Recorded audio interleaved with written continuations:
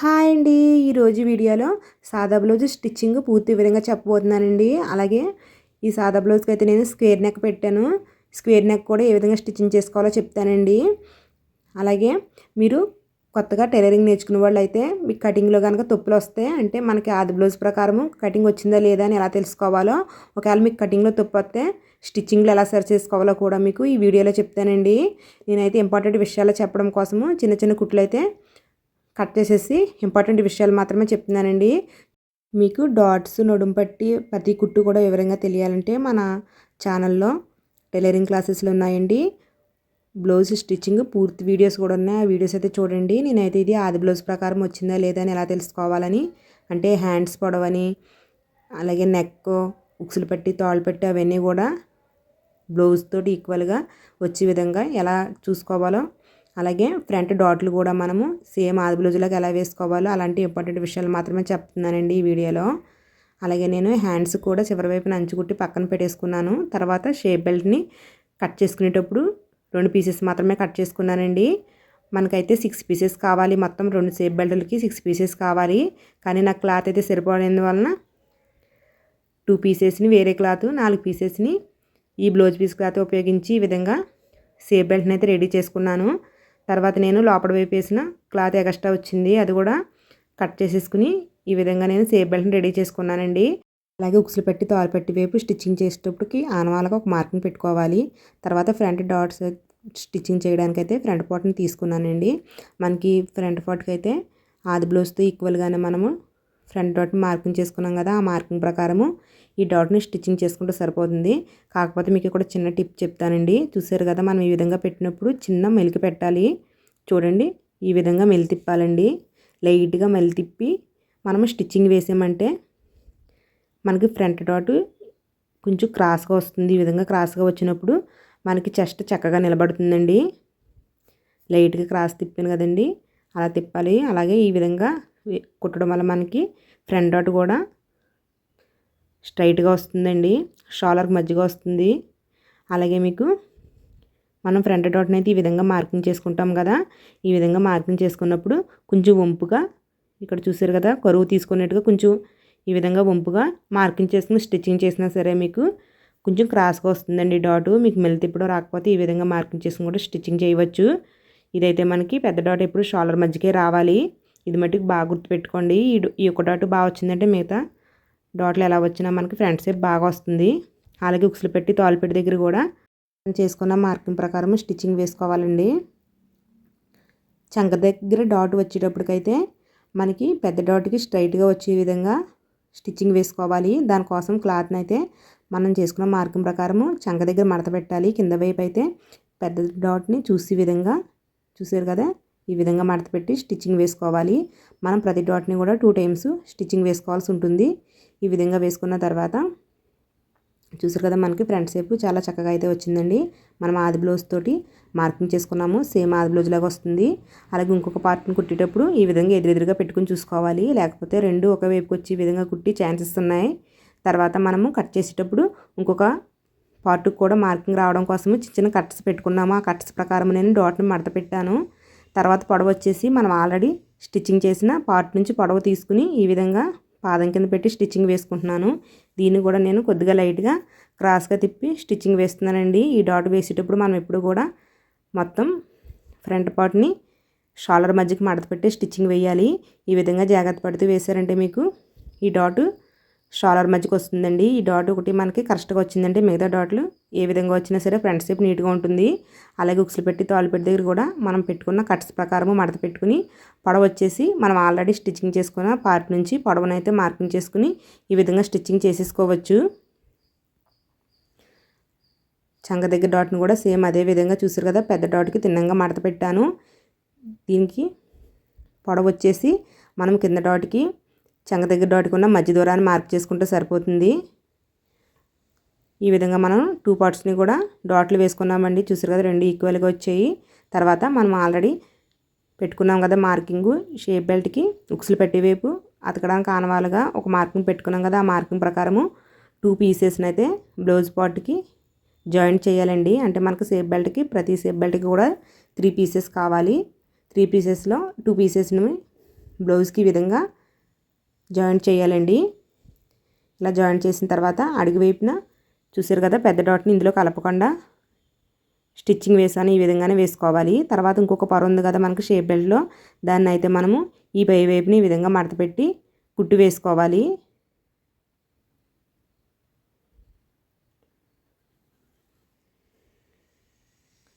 మనకైతే ఈ విధంగా వస్తుందండి. మనకి షేప్ బెల్ట్ దగ్గర కింద పావించు ఈ విధంగా క్రాస్ కట్ చేసుకున్నామంటే ఉక్సులు పట్టి దగ్గర వంపు రాకుండా ఉంటుంది. తర్వాత ఉక్సులు పట్టి తోలు పట్టి కోసము మనం బ్లౌజ్తో కొలుచుకోవాలి. కొలుచుకున్న దానికంటే 1/2 ఇంచ్ ఎక్స్ట్రా తీసుకుని 2.5 ఇంచెస్ తోలు పట్టి ఉక్సులు పట్టికి 1.5 ఇంచెస్ తీసుకుని దీనికైతే జాయింట్ చేసుకోవాలండి. మీకు ముందుగానే చెప్పాను, చిన్న చిన్న కుట్లు అయితే ప్రతిదీ చెప్పట్లేదండి నేను, పెద్దవే ఇంపార్టెంట్గా చెప్తున్నానని. ఉక్సులు పట్టి తోలు పట్టి స్టిచ్చింగ్ కనుక మీకు రాకపోతే మనం వీడియోలో ప్రతిదీ కూడా ఎలా కుట్టాలన్నది వివరంగా ఉన్నాయండి. ఆ వీడియోస్ చూడండి ఒకసారి.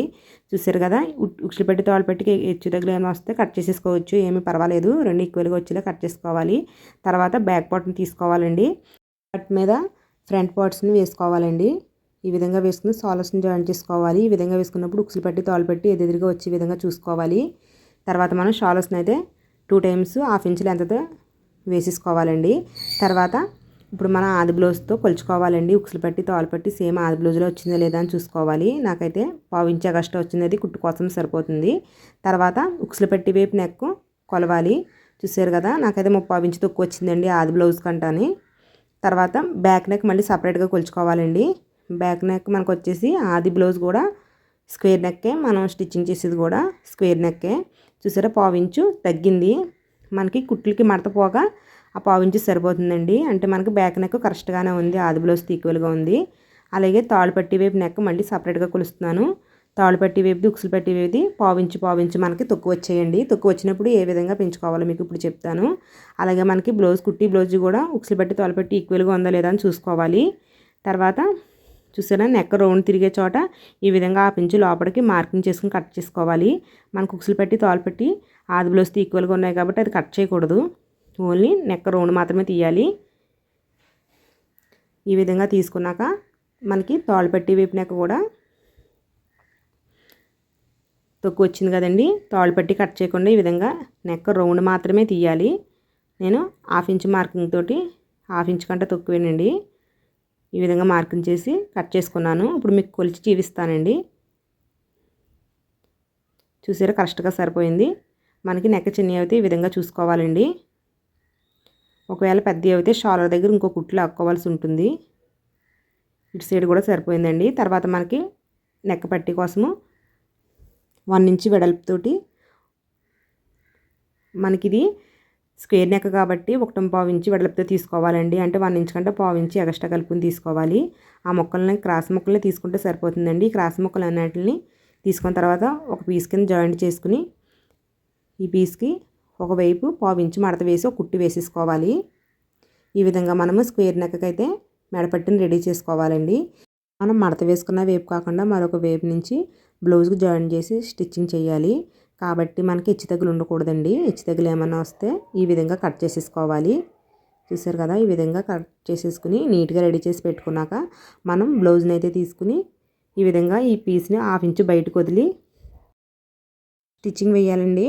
అయితే మనం ఫ్రంట్ సైడ్ రౌండ్ నెక్ పెట్టుకున్నాం కాబట్టి 2 ప్లేట్స్ అయితే పెట్టుకోండి. ఈ విధంగా రౌండ్ తిరిగే చోట పెట్టుకుంటే సరిపోతుందండి.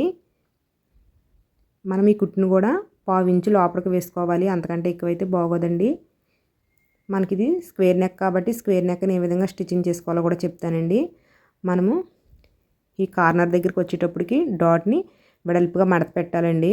చూసారు కదా ఇలా ఒకసారి అలా ఒకసారి 2 సార్లు పలగ్గానే మడత పెట్టి వేసుకోవాలి. అలాగే మన కార్నర్ దగ్గరికి వచ్చేటప్పటికి సూది క్లాత్లోకి దిగి ఉండాలండి. పాదం ఒకటే తేల్చుకుని, సూది తేల్చకుండా పాదం ఒకటే తేల్చి క్లాత్ జరిపాను. తర్వాత మళ్ళీ స్టిచ్చింగ్ వేస్తున్నానండి. మళ్ళీ ఒకసారి చూడండి, మన ఇక్కడ ప్లేట్ ఎలా మడత పెట్టుకోవాలో చెప్తాను. చూసారు కదా ఈ విధంగా అడ్డంగా ఒకసారి నిలువుగా ఒకసారి ఈ విధంగా పెద్దగా వెడల్పు వచ్చేలాగా మడత పెట్టి మనం వేసి మెడపట్టికి కూడా కార్నర్ వచ్చే విధంగా మనం మడత పెట్టుకోవాలి. తర్వాత కార్నర్ దగ్గర సూది దిగి ఉండగానే క్లాత్ జరిపాను. ఈ విధంగానే జరిపి స్టిచ్చింగ్ వేసుకోవాలండి. చూస్తారు కదా, మెడపట్టి ఈ విధంగా కుట్టుకున్న తర్వాత రౌండ్ తిరిగే చోట చిన్న చిన్న కట్స్ పెట్టుకోవాలి. అలాగే ఈ కార్నర్లో కూడా కట్స్ పెట్టుకోవాలండి. మీకు ఇక్కడ ఒక టిప్ చెప్తానండి. మనకి స్క్వేర్ నెక్ కుట్టిన తర్వాత ముక్క తిరిగి వేసేసుకున్నాక ఈ విధంగా రావాలండి. చేతి పని కోసం ముక్క తిరిగి వేసుకున్నాక ఈ విధంగా రావాలి. ఈ విధంగా రాకుండా మీకు ఈ మూల భాగాన్ని ఉగ్గులు వచ్చినట్టు కానీ నుడతల కింద వస్తే ప్రాబ్లం ఏంటో కూడా చెప్తానండి. మనం ముక్క అతుక్కునేటప్పుడు ఈ కార్నర్ దగ్గరికి వచ్చేటప్పటికి ఒకే కుట్టు ఉండాలి. చూసారు కదా, 1/4 ఇంచు లెంత్తో వంకరగా గట్టా లేకుండా నేను మార్కింగ్ చేసిన అదే విధంగా కుట్టు ఉండాలి. అలాగే ఈ కార్నర్ దగ్గర చిన్న కట్స్ పెట్టుకోవాలండి. మనము ఈ కట్స్ ఈ మూలనే పెట్టాలి.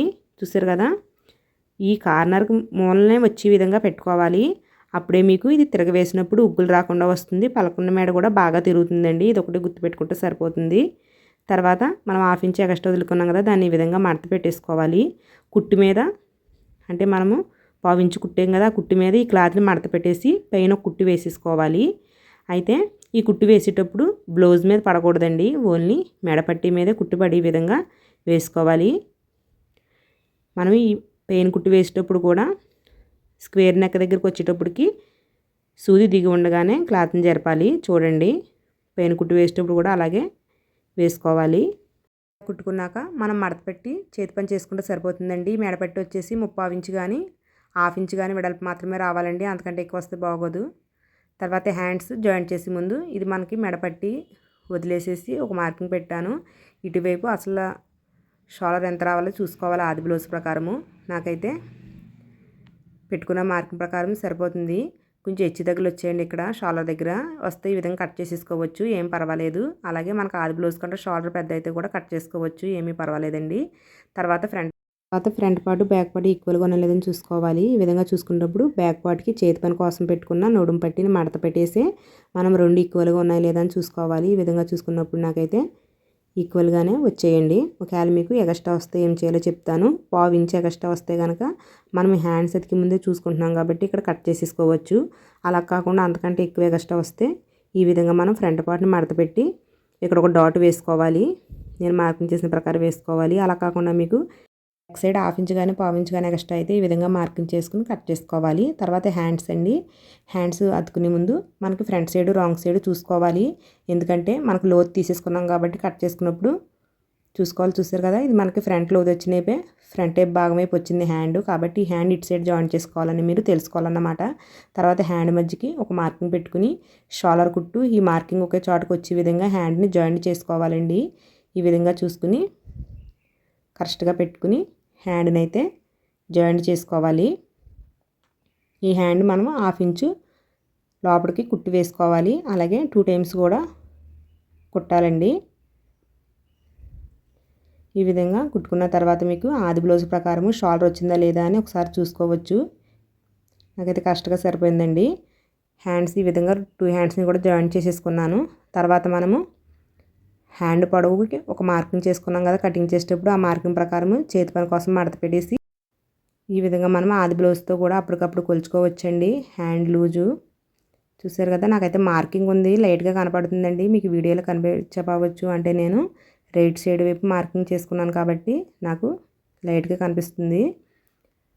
లేకపోతే మీరు మార్కింగ్ లేకపోతే ఈ విధంగా ఆది బ్లౌజ్ తోటి హ్యాండ్ లూజు చంక లూజు మార్కింగ్ చేసుకుని కూడా స్టిచ్చింగ్ వేసుకోవచ్చు అన్నమాట. ఎటు సైడ్ హ్యాండ్కి అటు సైడే మార్కింగ్ తీసుకోవాలండి. ఎందుకంటే కొంతమందికి లెఫ్ట్ హ్యాండ్ ఒకలాగా రైట్ హ్యాండ్ ఒకలాగా ఉంటుంది, కాబట్టి ఎటు సైడ్ హ్యాండ్కి అటు సైడే మార్కింగ్ తీసుకుని మీరు స్టిచ్చింగ్ వేసారంటే కరెక్ట్గా నప్పుతుందండి. తర్వాత ఉక్సులు పెట్టి తాళ్ళపెట్టి దగ్గర కూడా మనం ఈ విధంగా చూసుకోవచ్చు. ఇది తాళ్ళపెట్టి కాబట్టి తాళ్ళపెట్టికి మనం పెట్టుకున్న మార్కింగ్ ఒకలాగా వచ్చింది అంటే లాస్ట్ కుట్టు దాకా చూసుకుని కుట్టు వేసుకున్నాను అన్నమాట. తర్వాత మనం కొచ్చుల కోసం ఎప్పుడు కూడా 3 టైమ్స్ అయితే కుట్లు వేయాలి. ఈ విధంగా 3 టైమ్స్ వేసేసుకున్న తర్వాత అటువైపు కూడా సేమ్ ఇదే విధంగా వేసేసుకుంటున్నానండి. ఈ విధంగా సైడ్ జాయింట్లని మనం వేసుకుంటే సరిపోతుందండి. మీకు ఆది బ్లౌజ్ ప్రకారం నెక్ షోల్డరు అలాగే హ్యాండ్ లూజు అన్నీ కూడా ఏ విధంగా చూసుకోవాలో సేమ్ వచ్చాయి లేదా ఎలా చూసుకోవాలో కూడా చెప్పానండి. మనకి బ్లౌజు ఈ విధంగా స్టిచ్చింగ్ చేసుకున్నామంటే మనకి చంక దగ్గర ప్లస్ సింబల్ వస్తుందండి. చూసారు కదా, నాకు ప్లస్ సింబల్ అయితే వచ్చింది. ఈ విధంగా వస్తే మీరు ప్రతిదీ కూడా కరెక్ట్గా తీసుకున్నట్టుగా ప్రతి కుట్టు కూడా నీట్గా వేసినట్టండి. చూసారు కదా,